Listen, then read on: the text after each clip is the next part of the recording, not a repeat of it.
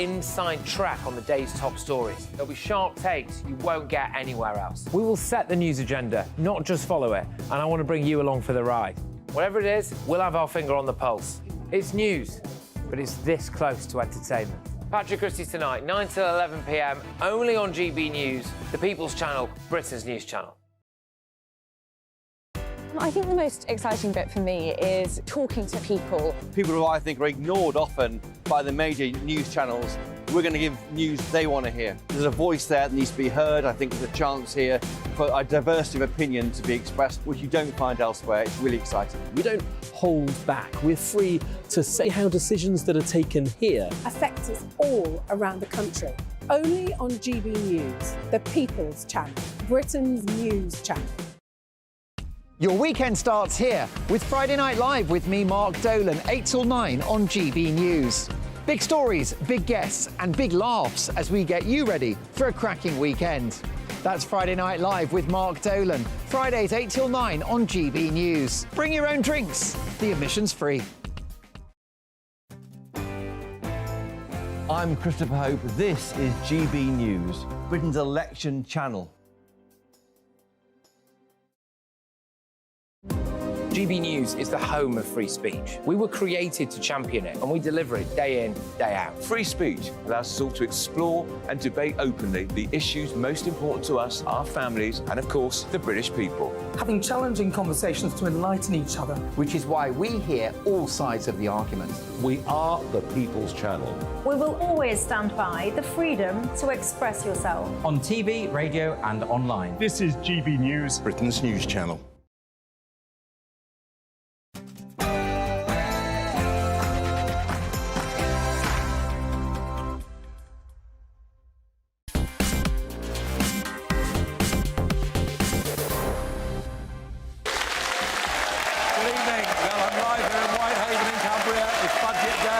Going to get a reaction from this audience. Do they feel better off? Going to have the local MP on the show with me. And, of course, most important of all, questions and responses from members of the audience. But before all of that, let's get the news back in London from Polly Middlehurst.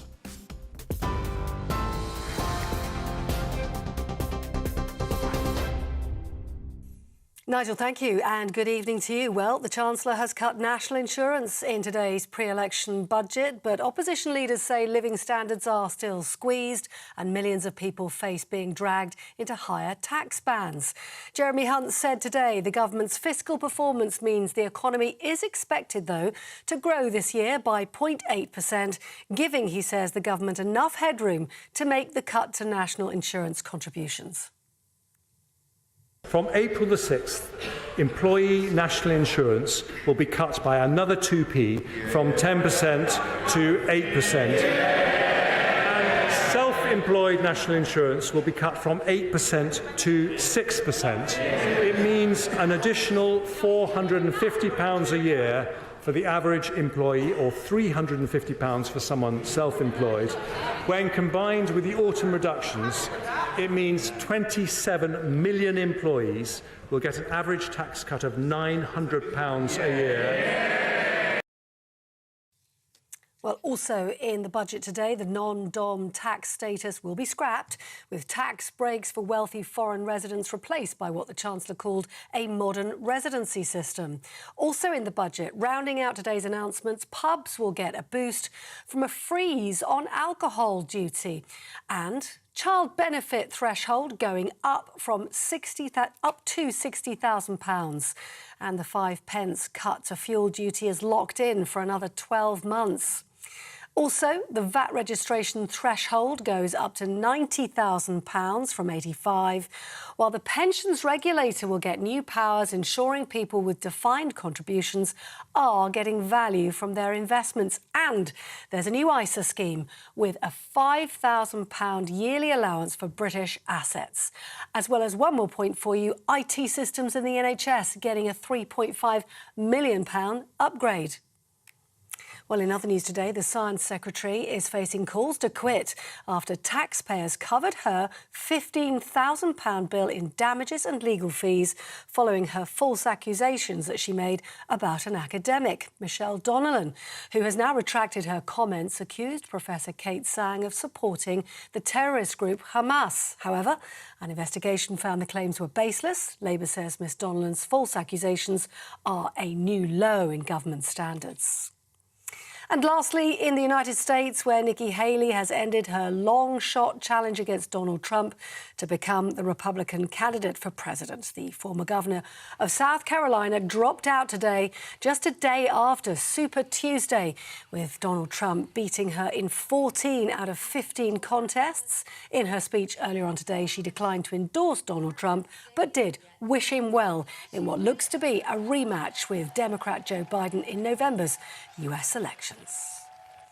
For the very latest stories, do sign up for GB News Alerts by scanning the QR code that comes up on your screen now and again. It's not there right now, but it will pop up at some point. Or you can go to gbnews.com/alerts. But now it's live to Cumbria for Farage.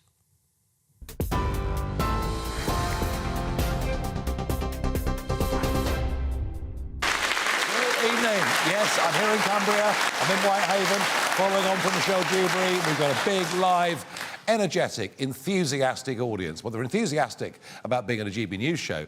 As to whether they're enthusiastic about the budget, well, that remains to be seen. Now, this was supposed to be a really big moment for this government, perhaps even, if it's accepted by the public very well, a precursor to a general election that could happen, according to some, as early as May the 2nd. So, at 12:30, up got the Chancellor of the Exchequer. His opening sentence, I simply could not believe. Here it is. As we mourn the tragic loss of life in Israel and Gaza, the Prime Minister reminded us last week of the need to fight extremism and heal divisions. So I start today by remembering the Muslims who died in 2 world wars in the service of freedom and democracy. We need a memorial to honour them, so following representations from the Right Honourable Member for Bromsgrove and others, I've decided to allocate £1 million towards the cost of building one. Whatever your faith or colour or class, this country will never forget the sacrifices made for our future. Well, here is my response. I went to the local cemetery here in Whitehaven, where there are nearly 80 people buried who died in 2 world wars, pilots, people washed up on the shores here in Cumbria, others who'd come back from the front and died of wounds. Here is my response to what he had to say. Over 100 years ago, we had men of more brain and foresight than our Chancellor.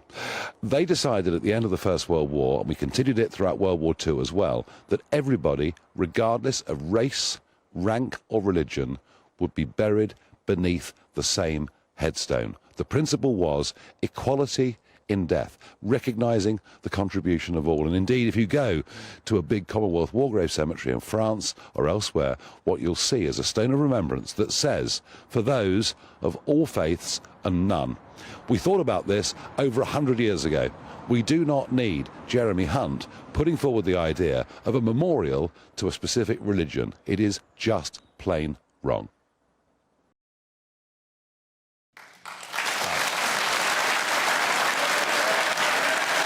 I feel very strongly about this. I really do. It is Sajid Javid that was pushing for this memorial, but it shows a total lack of understanding of really how brilliant our leaders were 100 years ago at recognising everybody. We were to be unified in death and equal in death. Whether you won a Victoria Cross, didn't matter.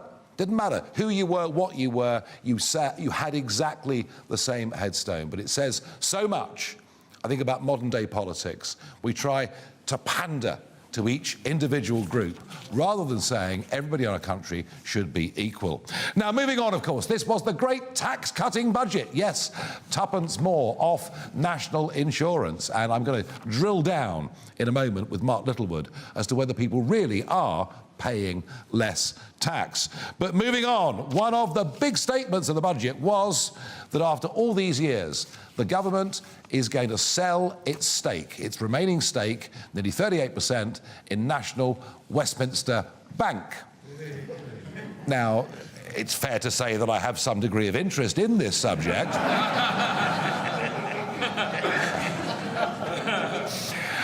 And we still own about 7 billion quid's worth of Natwest shares. And the idea is the government sells these shares. Retail investors, such as people in this room, will buy the shares at a discounted price. But I have a problem with that, and I did put out a tweet shortly afterwards saying, until the Natwest Group provides full disclosure and apologises for their behaviour and their cover-ups, why should any retail customer trust them?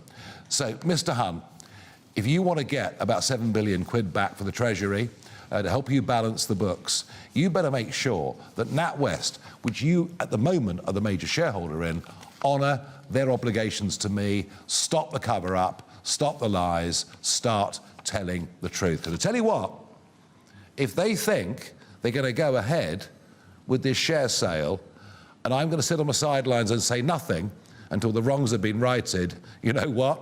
I quite like a fight. And what I did notice was that this was an extraordinarily political budget. To be fair to Hunt, he delivered it pretty well. And he did make one or two quite funny jokes, especially at the expense of Angela Rayner over those that own second properties. That really was genuinely quite funny. But political in the sense that, what were the constituencies that he named in the budget? Bromsgrove, Stoke-on-Trent, Dudley North, Whittam, Loughborough, Southend West, Rother Valley, Vale of Clwyd, St Austell and Newquay, North Devon. I could go on. He mentioned 19 constituencies that would benefit from this budget. And guess what? Every single one of them are seats held by Conservatives where they worry they might lose the seats at the next general election. So it was an overtly political budget. But he also made a statement that I thought was really, really interesting. And it was about immigration, and it was about wages and gross domestic product. Listen in. If we want that growth to lead to higher wages and higher living standards for every family in every corner of the country, it cannot come from unlimited migration. It can only come by building a high-wage, high-skill economy. Not just higher GDP, but higher GDP per head. And that, from the Chancellor of a Conservative party that have overseen record levels of legal immigration into Britain and where gross domestic product per head is falling. We are getting poorer. Now, the arguments he made are the arguments that I've made publicly for many, many years. And that perhaps is my biggest problem with this budget. In fact, my biggest problem with the last 14 years of these people. They pretend to be one thing when actually they are quite another. Whether tuppence off national insurance, whether making statements like that is enough to have suddenly a surge in the polls for the Conservative Party and a bold step to a 2nd of May general election, I don't know. But folks, I got to tell you, somehow, I really rather doubt it. Now, to the main claim in the budget. There was one really extraordinary statement, and don't forget, 2p was taken off last October. Didn't give them much electoral benefit, so they have reduced the level of national insurance. They've hinted they might get rid of national insurance and make it cleaner and simpler that you pay through income tax. But this statement was the biggest claim of the budget. Hunt said, the personal taxes paid by a median earner as a proportion of their income in 2024-25 are the lowest they've been since 1975. Now that is, I would put it to you, Mark Littlewood, Director of Popcorn and former Director of the Institute of Economic Affairs, that is a very big, bold statement. That is saying anybody in this room that is earning an average mean salary is paying less tax than anyone for nearly 50 years. Wow, they must be doing rather well. Well, Jeremy Hunt seems to think so. Here's the problem, though, Nigel, as you'll know well. If you're listening to an economist or a politician, always read the fine print. And it's the important fine print in what Jeremy Hunt said. I believe he's technically correct. He mentions personal taxes. So he's measuring your national insurance and your income tax contributions. And if you're an average earner, given everything he's done, that might be down a bit. But that's not what the average earner thinks about. They think about their overall take-home pay. So, I don't know, if you smoke tobacco, you'll be paying a lot more in tax in a different fashion. If your council tax is going up, you're paying a lot more in tax in a different fashion. I wouldn't think most people in this room, Nigel, care specifically about what their personal taxes are. They care about their overall tax bill. And the fact there is, unfortunately, I have to confess, after 14 years of Conservative government, it's at its highest since the 1940s. And I think it will be pretty, not much succour to people in this room and in other constituencies like it to be told on a technicality their personal taxes are down when the overall tax burden is up. And that's the fact of the matter. Yeah, and he sold this idea that we're not going to have the fuel duty escalator put on, that we're not going to have increased alcohol taxes, as somehow you're all better off. But all he was really doing was not putting taxes up. Yes, exactly. That, unfortunately, is what governments now pat themselves on the back for. You know, great news, your taxes haven't gone up.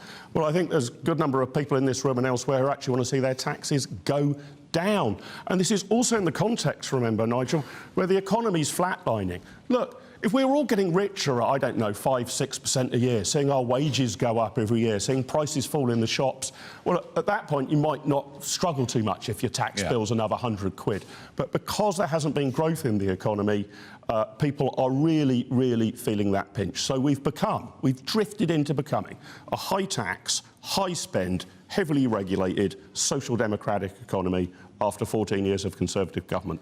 That's quite a disappointment, and I don't think he did enough today to U-turn from that. And that said by Mark Littlewood, a member of the Conservative Party. Yep. Exactly. Oh dear, they really are in trouble, aren't they? Well, look, I mean, here we are. They are. I mean, we're in the red wall. We've taken some straw polls of this audience. I think, you know, this may be a day late and a dollar short. You know, I do read the opinion polls. The Conservative Party is not popular at all. Is there a road back? I don't know. No. But the only road back is that you need to be honest with people, and you need to start to get government off their back, and you need to start doing the right thing by ordinary, hard-working Brits. And it's difficult to discern that thread running through government policy over recent years. Mark Littlewood, thank you very much indeed. In a moment, we'll get a reaction. We'll see what Sir Keir had to say, and we'll get a reaction from a Labour MP.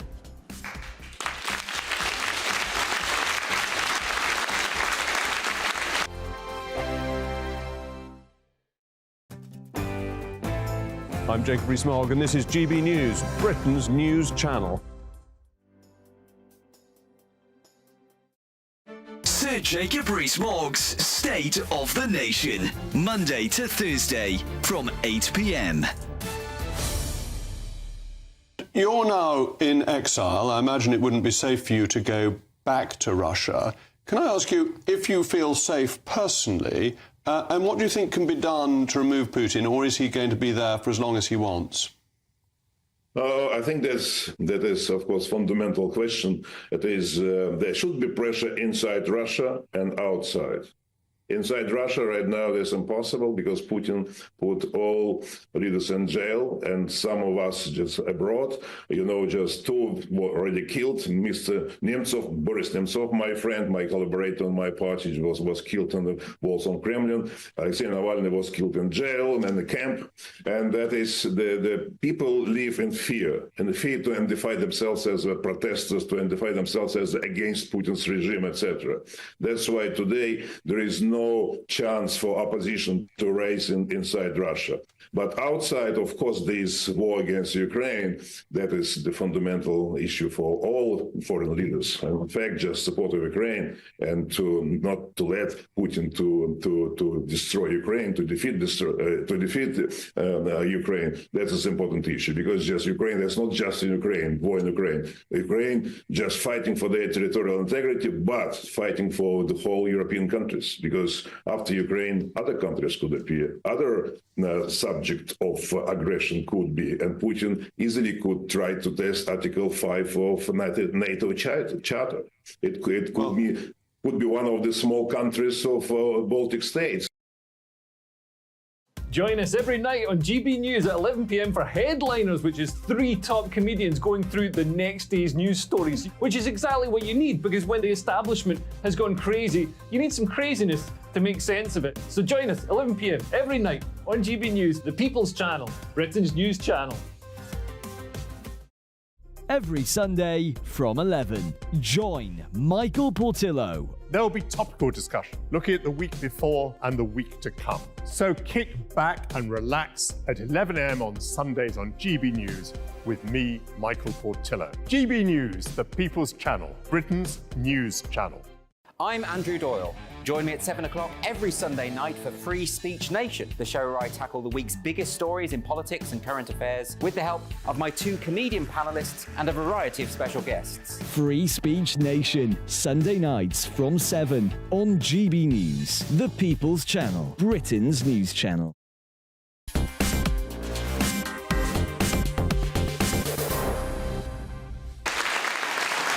OK, a minor change of plan. We're actually going to go to the local Member of Parliament first. Trudy Harrison MP was elected here in Copeland in a by-election back in 2017, and it was a pretty big national by-election. She held the seat in the 17 election and increased her majority again in the 2019 general election. So there's been a Conservative Member of Parliament sitting for this constituency for the last 3 elections, and that of itself is actually pretty remarkable, because this part of Cumbria had been represented by Labour since way before World War II.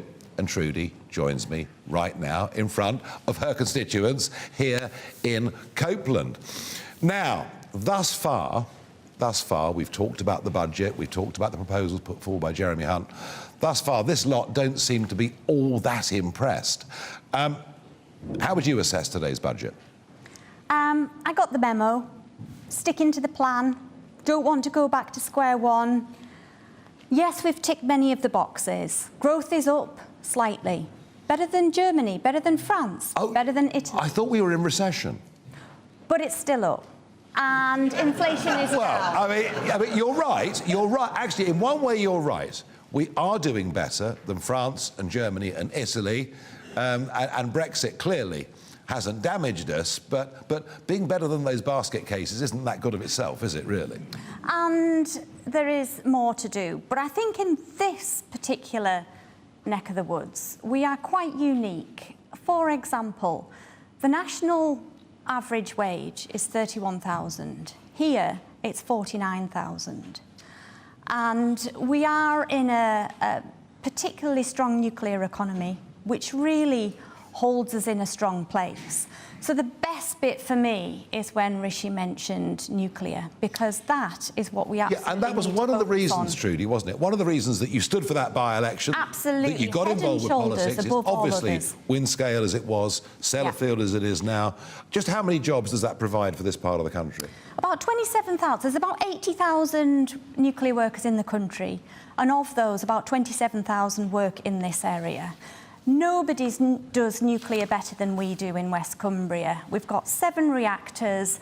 Nowhere else is there that concentration of reactors and all of the processes around not just Sellafield, but also the supply chain as well. And that's why we have such a high average wage. But coupled with the fact that we also have relatively affordable houses, the average house price is about 310,000 and ours is about 155,000. It's a good place to live. Yeah, well, you could get a flood of people now moving in after those comments, and you might not be thankful. I don't know. Because the worst thing for our area is actually we are the fastest declining population in England, declining at a rate of about 5%. And even more scarily is the fact that Barrow is the second fastest declining local authority. So it's Cumbria, it's this coast. It's West Cumbria, yeah. We went through a period, really, of almost 20 years with no clearly defined nuclear policy. Oh, we had one. It was switch it off and knock it down. Yeah, but it's OK, because, I mean, Boris told us that wind turbines might solve all of our problems, and you were his PPS, weren't you? Well, there cannot have been a day when I didn't tell Boris nuclear will do that. When we were talking about levelling up and you want jobs outside of London and the South East, nuclear does that. Now, it seems that, I mean... When you want apprenticeships, nuclear does that. I mean, I get all of that. It seems that we now have a nuclear policy from the Conservative government. Hunt was very warm about potentially the next generation of nuclear reactors. I mean, equally, I think Labour are in the same place too, aren't they? Well, they've had a bit of a change, but I don't particularly believe it. I'm rather nervous that it's hard enough. You know, the Conservatives have switched on every nuclear power station this country has ever had. And it's hard enough for us to get new nuclear going. We've got Hinkley Point C. I very much hope that we get Rolls-Royce, small modular reactors in our area as well. But it's really difficult getting anything done. Yeah, and they're long-term decisions. But what's interesting, Trudy, is this, that, you know, your government, you know, and you've been with them through this net zero mania. I mean, Boris was addicted to it. They are rowing back ever so slightly on one or two areas. But isn't it extraordinary that here we are in this part of the country, which has been associated with energy for centuries, whether it's coal or nuclear. I mean, this is where it's been at for a very, very long time. And a couple of years ago, the approval was given for a new open-cast coal mine in this constituency, producing high-quality coal, very important coal for steel making, grade A, for many other things. And yet, it seems the budget is going to maintain super taxes on those that invest in oil and gas in the North Sea. Why is this coal mine, given that it was approved, still not open? It was approved locally 3 times by the then Cumbria County Council. It was then called in, and the government, I think it was the 7th of December 2022, then agreed it again. But it's tied up currently in a legal tangle, which is, I think, why so much of our infrastructure does get held up. But, you know, despite being an Environment Minister, despite being a decarbonisation Minister in Transport and the chair of the Environment APPG, I am fully behind extracting this critical raw material in the cleanest, greenest way possible, not to mention the amount of private sector investment. And I think that's often lost on people. This is all private sector Trudy, investment. it's all well and good to say that, but, you know, the government is pushing for net zero, right? Net zero means pushing up the price of electricity for these people in this room by subsidising wind energy, perhaps being the clearest example of that, and by deindustrialising. We close down manufacturing plant, we say, hooray, we're producing less carbon dioxide, that business now goes, and the stuff is manufactured in China or India. Do you support net zero? We have 4 times more manufacturing in this area. Do you support net zero? I support decarbonisation. You do? But I do think and if that means deindustrialisation, that's fine. So I also think that the 10-point plan for a green industrial revolution was quite exciting, but every single part of it needs steel. So whether you want to build nuclear power stations, small ones, advanced ones, or gigawatt plus, if you want to build wind turbines, if you want to transition towards electric vehicles, which are a lot faster than the combustion engine, you can't deny a Tesla Roadster at 1.9 seconds, 0 to 60 is pretty impressive. Well, given the number of speed cameras that have been put up in the last few years, what's the point of it anyway? I mean, you can't go anywhere without being flashed, it seems to me. But it will all need steel. Plus, I'm going back from here to Kent tonight, and EV's not much good to me, is it, really? Because I need to stop for half an hour somewhere. I recommend T-Bay. Definitely the best service station in the country. Right, well, I can't answer to that. I will trust your knowledge. Here's my point. That on the one hand, the government says it wants to be pro-business. On the other hand, it is, you know, absolutely committed to net zero. We're about to close primary steel production in South Wales. We're about to lose primary steel production, I think, up on the Humber. With the world as it is, with perhaps the greatest external potential military threat that we've seen certainly in 60 years and maybe even in 80 years, this country under a Conservative government is about to become a country that doesn't produce any primary steel. And all of it... and all of it to meet net zero targets. And I just think the public are very confused. Well, that is utter rubbish, because I think it's war-grade hypocrisy not to produce coking coal from this country, and of course we should be producing steel as well. Not least because there isn't enough old steel knocking about in the world to put into electric arc furnaces to create the recycled steel, but also for a precise engineering, aerospace, nuclear defence, we're going to need the virgin steel as well. So on that, I completely agree with you. I know. And yet, one of the reasons why we've reduced our carbon emissions more than any other Western country is we've lost so much of this business. Well, we talk a good game on where we are with our energy decarbonisation, but actually only 17% of our energy makeup is electricity. The remaining 83% is heat and transport. So we've got a way to go. And that's another brilliant thing about nuclear, because we can power the electrolyzers to produce the hydrogen, to go into the hydrogen vehicles that won't run on batteries. And of course, it produces no carbon emissions. On that, I'm 100%. It is the only proven large-scale zero carbon generation that will work anywhere in the world, 24 hours, 7 days a week. I get it. Well, let's hope they do push on, both parties, whoever's in government next time, and do it. Finally, you know, you got involved in politics because you're a local campaigner, local woman, you care about stuff. This area's in your blood. I know it is, having talked to you earlier. I love it. You've done your bit. I know there's a few constituency changes, boundary changes going on up here. But that's it, you're done. You're off, you're retiring. No. I am leaving Parliament because, unlike you, Nigel, I'm a bit fed up of politics. But I think the national policies are there or thereabouts. But I worry that in this area, we won't be able to, you know, capitalise on the benefits of those national policies. As a minister, I would go to the Oxford, Cambridge, London triangle and see how those areas were really switched on with their business community and the local councils. I want us to be like that. All right, so you're back to being a local campaigner, is really what you're saying. I'm always going to be an activist. Right, well, you've done your bit, you've done your time, some would say. Last question. You were PPS to one Boris Johnson. What was that like? Well, do you know what? I didn't get a peerage, but I got 24 gigawatts. I'm happy about that. Trudy Harrison, thank you very much indeed for joining us on GB News. We'll take a break. In a minute, back with a Labour reaction.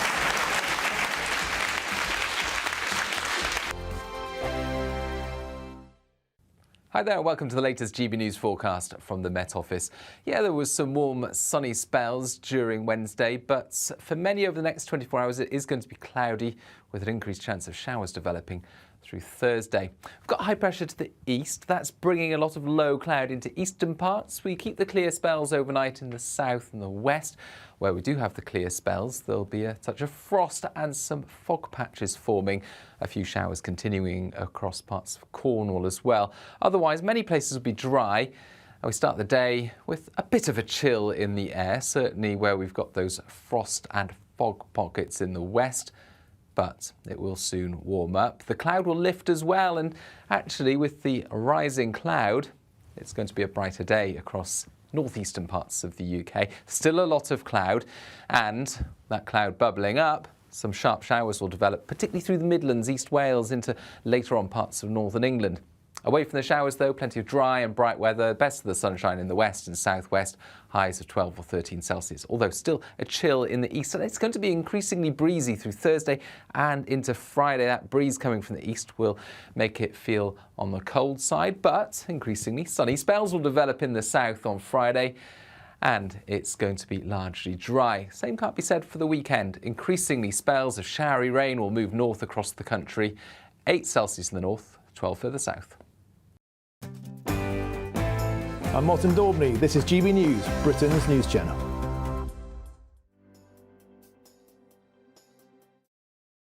From 10 a.m. every Saturday, we want to make you think and we want to make you laugh. So we will give you all the top stories. Now we start with a story that has shocked the nation this week. But we're also going to make it light and fun and bring some entertainment in to make your Saturday morning nice and restful. Only on GB News, Britain's news channel. I think the most exciting bit for me is talking to people. People who I think are ignored often by the major news channels. We're going to give news they want to hear. There's a voice there that needs to be heard. I think there's a chance here for a diversity of opinion to be expressed, which you don't find elsewhere. It's really exciting. We don't hold back. We're free to say how decisions that are taken here affect us all around the country. Only on GB News, the People's Channel, Britain's news channel. Big news, big debates, big opinion. Patrick Christie's Tonight is the week's biggest show. Every weekday, 9 to 11 p.m, we've got the inside track on the day's top stories. There'll be sharp takes you won't get anywhere else. We will set the news agenda, not just follow it, and I want to bring you along for the ride. Whatever it is, we'll have our finger on the pulse. It's news, but it's this close to entertainment. Patrick Christie's Tonight, 9 to 11 p.m, only on GB News, the People's Channel, Britain's news channel.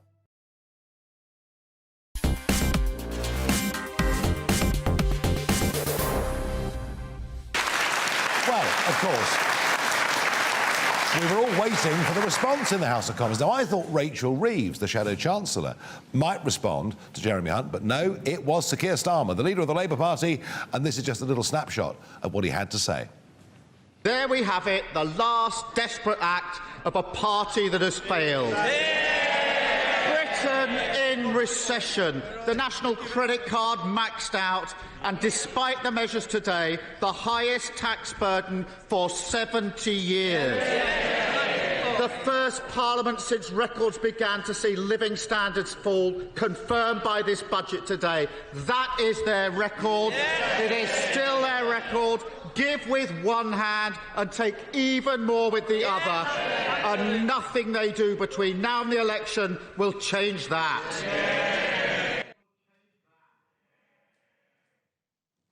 Well, Keir Starmer there in a pretty confident mood, I thought. Well, let's go and speak to Lloyd Russell-Moyle, Labour Member of Parliament for Brighton and Peacehaven. And I have to say, Lloyd, I want to hear your thoughts on this budget, but I particularly want to hear why you think a Labour government might be better. So, without hesitation, repetition or deviation, give us your take, please.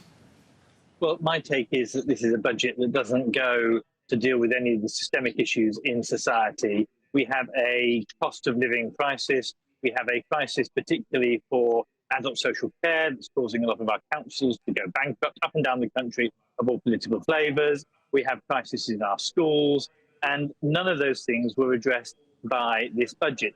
In fact, we also have a crisis that the squeezed middle have a high tax burden now, much higher than we have had for a generation, and it doesn't really go after people who have the broadest shoulders. Yes, the Chancellor took on some of our policies on the non-DOMs, but actually that won't come in for 2 years anyway, and it won't come in until after the election. So it's all nice words.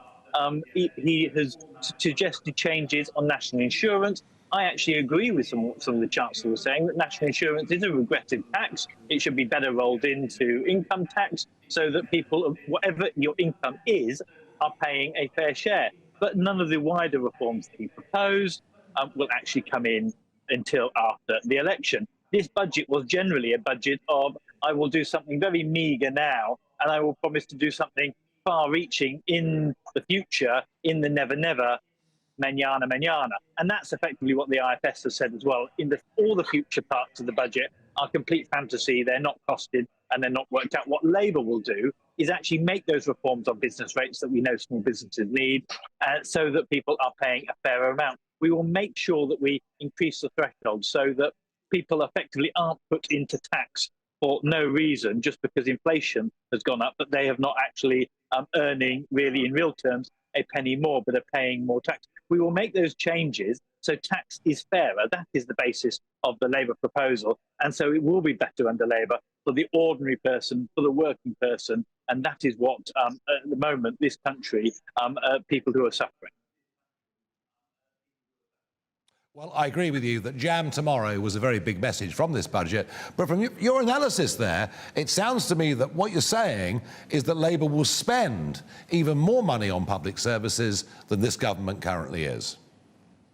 We will spend better on public services. So, for example, local government, let's talk about the crisis there. Rather than a cash settlement that happens every year, means local government is scrabbling around for money, drawing down lots of bits of pots where they spend hours and hours of time writing the bids for central government to say yay or nay, like some Emperor Nero with the thumbs up or thumbs down. Labour will give a fair funding formula, will give fixed amounts of money to local governments for 5 years, so local areas can properly decide to invest and then recoup their money. And we believe that is a more responsible way to run government. So it's not just about giving more cash, but it's about giving cash responsibly in ways that allows our services to recover. That's the difference a Labour government will make, yes. Lloyd Russell-Moore, thank you for joining us live tonight on GB News, giving us your reaction to the budget. Thank you very much indeed. Now, the most important part of this programme, after the break, it is, of course, Barrage the Farage, where I get your questions and your thoughts on what happened today in the budget and, more generally, where we are as a country. Back with Barrage the Farage in just a moment.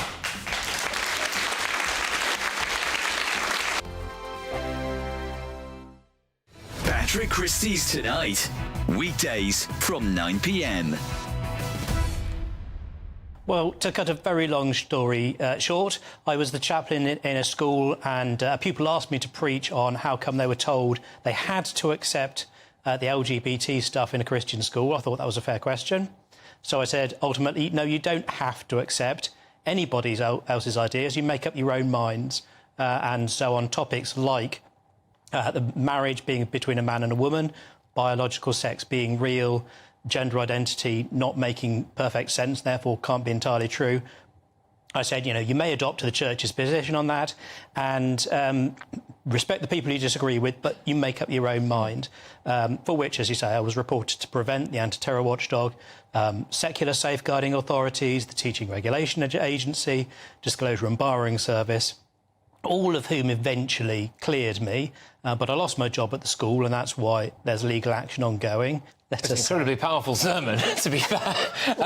What do you make of Justin Welby in his current role? I've obviously rattled off quite a few things there. I mean, you've had personal experience of feeling quite abandoned. What's your view on his position? Well, he's doing a very difficult job, in fairness to him. My personal view is perhaps he's not doing the best job of it. I'll be diplomatic about it. In a sense, I'm on the wrong side of things as far as he's concerned, I guess. Not a word of support, not a whisper from anyone in the Church of England's hierarchy for someone simply saying, you may accept the Church of England's own teaching. And I can't quite see how he can square that in his own head, but you know, he would have to answer to that himself, I guess. I mean, the irony is that, though this is obviously through no fault of your own, the Church of England has recently baptised people who have gone on to not just be referred to Prevent, but actually commit acts of terrorism. Meanwhile, you were referred to Prevent for essentially teaching. I think the most exciting bit for me is talking to people. People who I think are ignored often by the major news channels. We're going to give news they want to hear. There's a voice there that needs to be heard. I think there's a chance here for a diversity of opinion to be expressed, which you don't find elsewhere. It's really exciting. We don't hold back. We're free to say how decisions that are taken here affect us all around the country. Only on GB News, the People's Channel, Britain's news channel. I'm Michelle Dewberry, and I'm not here to tell you what to think. I'd much rather hear what you have to say. So, send in your opinions to gbviews@gbnews.com. Keep them clean, and you never know, I might read them out. With my panel here on Jubes & Co, we debate, we get stuck into the issues of the day on a show where all views are welcome, especially yours. GB News, the People's Channel, Britain's news channel.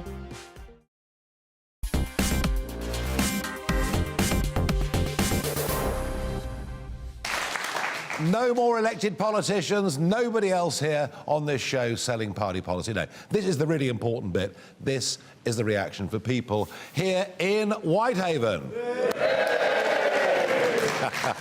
Come on, Gary, let's get on with it, shall we?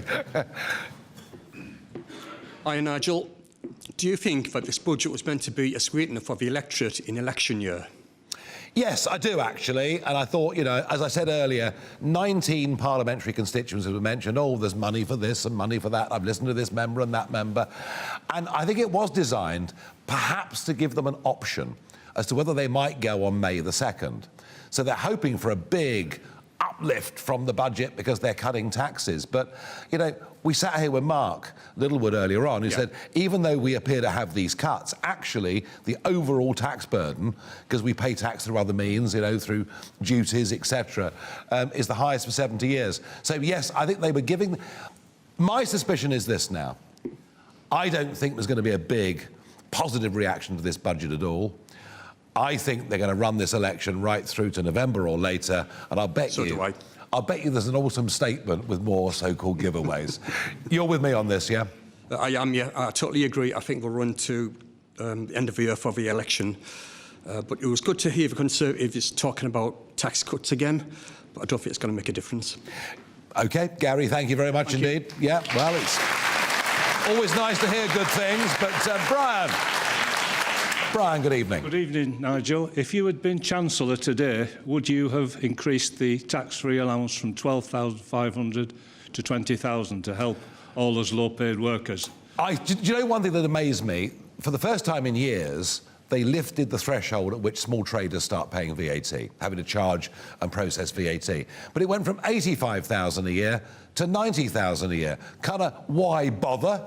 Yeah. You know, and I'm sure there are a lot of people running little businesses who would much rather stay outside the VAT regime.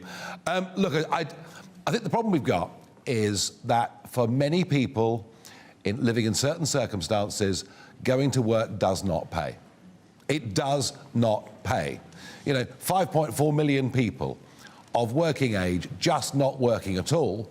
And we've been relying on migrant labour whilst British people haven't done their jobs. Now, you know, there's obviously a carrot and stick needed here. You know, we clearly have to get tough on those that are claiming benefits that, frankly, are sponging. It's not everybody, you know, please don't condemn me. I'm not having to go at everybody. You know, society wants to look after its weakest. But we also have to incentivise work. So, yes, I think the single most important thing they could have done today is to significantly lift that tax threshold to make work really pay. Definitely. What other tax would you like to see changed? Well, we'd all like income tax to come down, but again, as Gary said, I think that's just a sweetener for whenever the election comes. And here's the interesting thing. 40p tax, it came down to 40p in 1988. It stayed at 40p top rate all through Blair's years. Through that time, 1.5 million people were paying 40% tax. Under Hunt's plans, by the end of 2027, 8 million will be paying 40p or more tax. And they tell us we're better off. Brian, thank you very much indeed. Thank you. Karen. Hello. Hi, Nigel. I'm a huge fan. Oh, that's very kind of you, thank you. Don't make me blush and go all red. We live in Kendal, Cumbria. Yep. Do you think the impact of second home ownership in Cumbria is having an effect on the local housing supply? Look, second homes do, of course, have an effect on the local housing supply, but equally, those that come and buy second homes sometimes are wealthier people from the big cities, in this case probably Manchester, in my part of the world, London, and they do also spend more money and inject money into the local economy. So it's really, really difficult. I know the Lakes are enormously popular for second homes, and certainly in places like Cornwall, Norfolk, other areas like that, there's been a total distortion of the market and a complete shortage of housing, and prices have gone through the roof. But, you know, here's the thing. Here's the thing. I have seen one Cornish village where they've had a new housing development and they've literally only sold those new houses to people who live locally, you know, pay council tax locally, work locally. So I think to ban people from buying second homes because they happen to be more fortunate financially, that's not the way a free market works. I don't think we can afford to do that. Now, there's clearly the tax they're going to pay now has gone up as of today, but I think we need to adopt a different approach, which is house building that is actually for local people. That, to me, is the only possible, sensible way forward. And by the way, if mass legal immigration wasn't running at the numbers it was, that has a far bigger impact on housing than second houses anyway.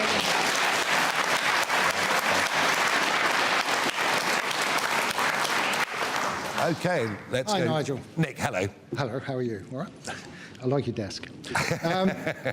Well, my question has been slightly hijacked by somebody with Jubes, but what's your take on the fact that in this budget, he was giving out money to all the areas, the northeast, he even talked about devolution of the northeast, but the northwest was totally neglected.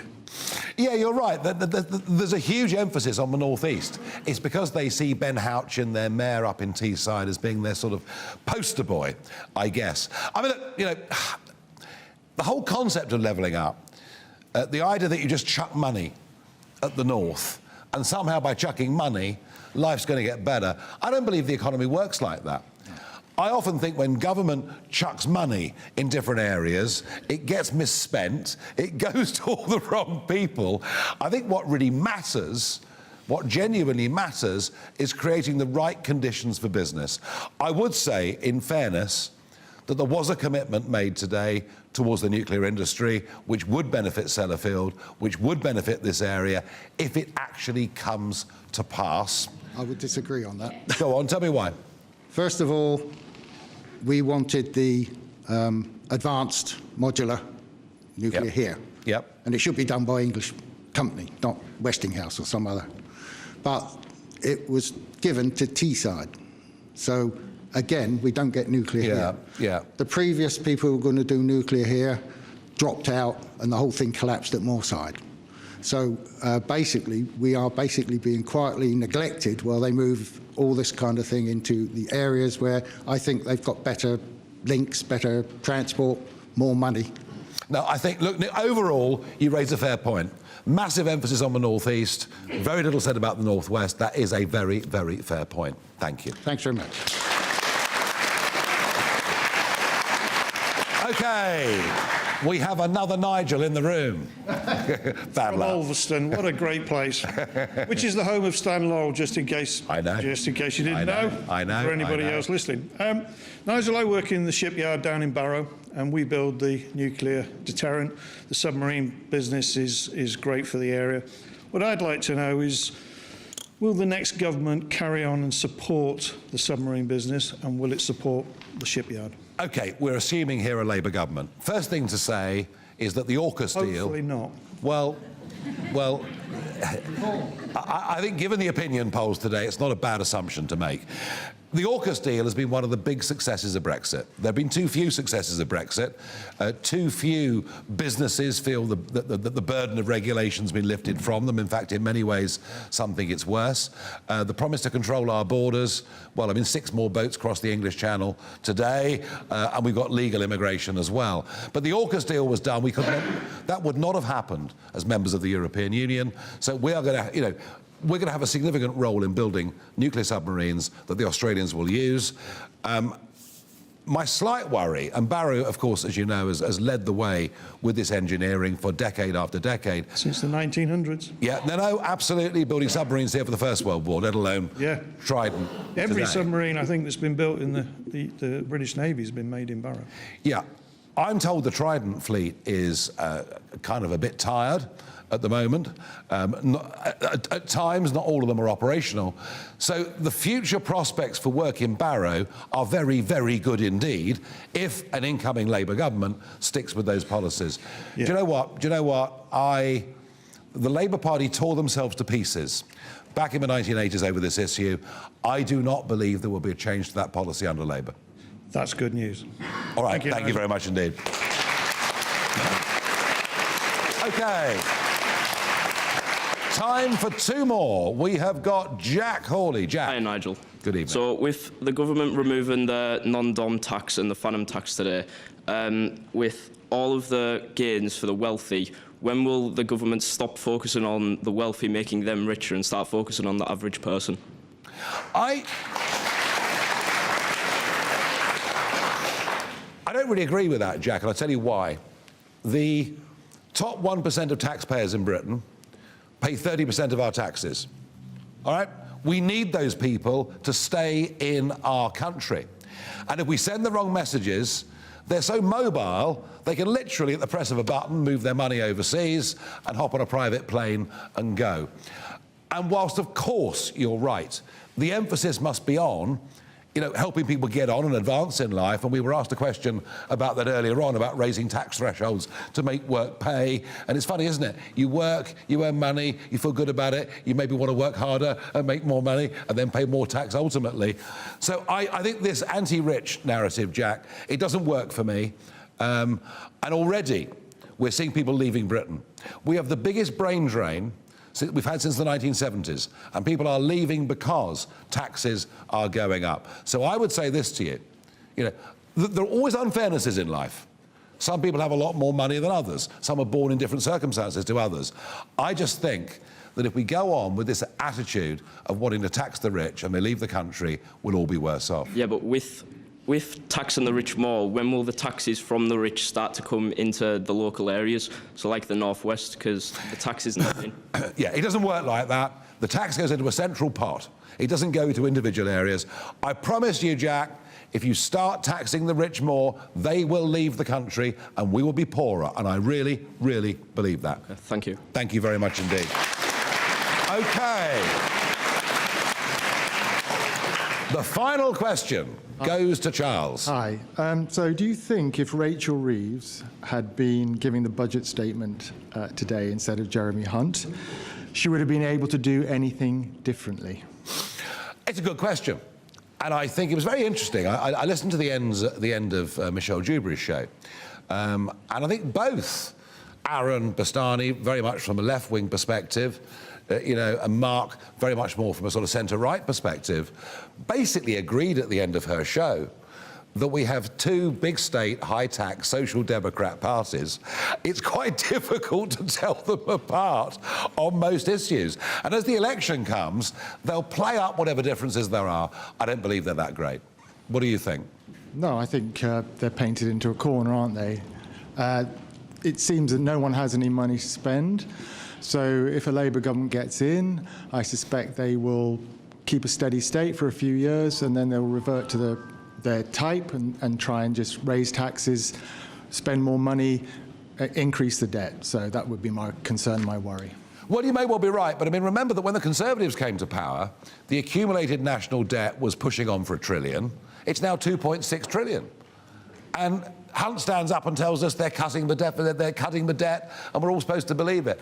Do you know what? I think those of us old enough in this room to remember the 1970s, to remember the absolute mess the economy was in, remember that the only way out of this is growth. The only way out of this is lots of you setting up businesses, taking risks, working hard, earning money, employing people, paying tax. We need growth. And I don't see anything, frankly, Charles, from either party that inspires me to think that any of them have frankly got a clue how small business and entrepreneurship works. Thank you. Thank you, everybody, this evening for joining me here. And I'm going to give one last mention to Whitehaven. They love it. Let's now get the weather with Ada McGibbon. Thanks, everybody. Thank you.